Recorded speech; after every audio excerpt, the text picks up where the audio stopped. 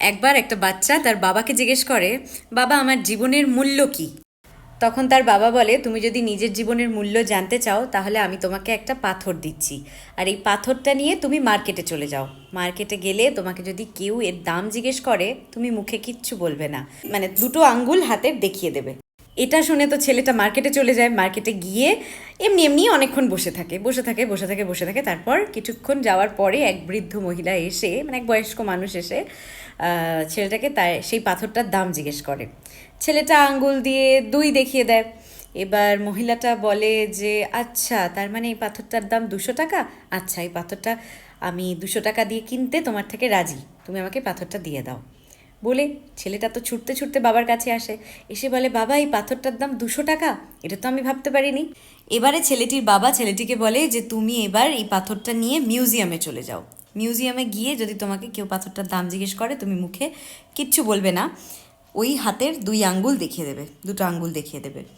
বাবার কথা মতো সে ছেলেটা তারপর মিউজিয়ামে গেল, আর সেখানে এক ব্যক্তির নজর পড়ে ছেলেটার পাথরের দিকে। সে তখন ছেলেটার কাছে এসে পাথরটা দেখে বলে যে, এই পাথরটা তুমি আমাকে দেবে, এর দাম কত? তখন ছেলেটা ওই কিচ্ছু মুখে না বলে 2টো আঙ্গুল দেখিয়ে দেয়।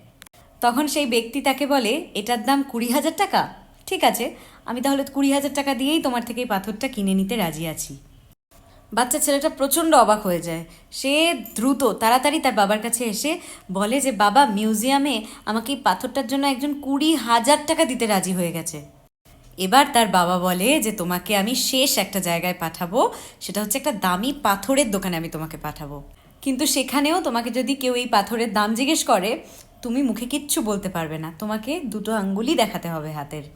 তার বাবার কথা মতো বাচ্চা ছেলেটি এবার চলে যায় দামি পাথরের দোকানে।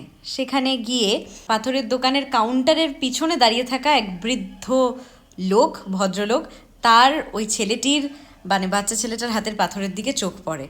তখন সেই বৃদ্ধ চমকে যায় পাথরটা দেখে, দৌড়ে এসে বাচ্চা ছেলেটিকে বলে, এই পাথরটা আমি সারা জীবন, আমার গোটা জীবন খুঁজে বেরিয়েছি কিন্তু কোথাও পাইনি, তুমি বলো এই পাথরের দাম কত?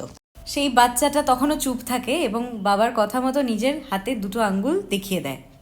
এবং বৃদ্ধ ভদ্রলোক বাচ্চাটিকে বলে যে, এর দাম 2 লক্ষ টাকা। ঠিক আছে, এই পাথরটার জন্য আমি সব করতে পারি, আমি এই পাথরটার জন্য তোমাকে 2 লক্ষ টাকাই দেবো, কিন্তু তুমি আমাকে এই পাথরটা দিয়ে দাও।